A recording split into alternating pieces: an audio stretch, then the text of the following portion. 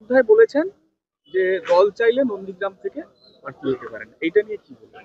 আমরা তো সেই আশাতে আছি। আপনারা মাঝে মধ্যে বাংলা বই দেখেন না, জিৎ দৌড়চ্ছে, গুন্ডা মস্তান তার পিছনে পিছনে ধাওয়া করছে।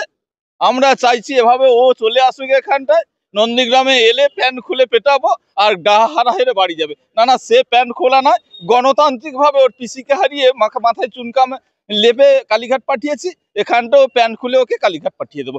গণতান্ত্রিক প্যান্ট খোলা যাকে বলে। জিৎ তো এক অভিনেতা, নায়ক, তাহলে ওনাকে কি নায়কের সঙ্গে তুলনা করছেন? না না, নায়ক তো আমরা আমরা জিতি, আমরা নায়ক। যারা হেরে যায় তারা কি নায়ক হতে পারে? ওরা আসুক, আমরা তো চাইছি, অভিষেককে ডাকছি নন্দীগ্রামে, এলেই গণতান্ত্রিক ভাবে প্যান্ট খুলে কালীঘাট পাঠিয়ে দেবো। এই বাংলা বইয়ের ডায়লগের মতন হবে নন্দীগ্রামে এলে। বলছি, মমতা বন্দ্যোপাধ্যায়ের হারের প্রতিশোধ কি নিতে আসছে এখানে, আপনার মনে হয়?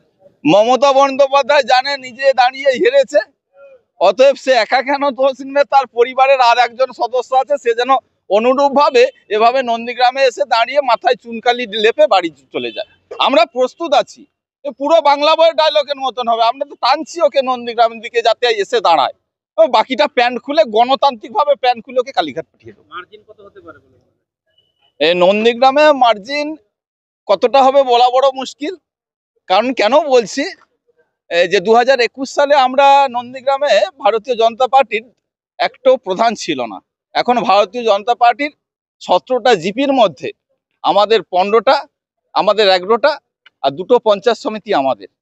ফলে মার্জিন কি পরিমাণ হবে, একদিকে এসআইআর আর একদিকে সংগঠন, সঙ্গে আমাদের এই প্রশাসনিক পাওয়ার, সেটা নির্বাচনের বুঝিয়ে দেবো নন্দীগ্রামের মানুষ কি মার্জিনটা দিতে পারে।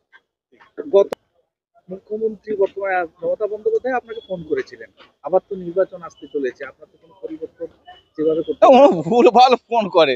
আমরা রাষ্ট্রবাদী, আমরা রাষ্ট্রের হিতে লোভ লালসার শিকার হই না, যার জন্য ভুল জায়গায় ফোন করে ফেলেছেন।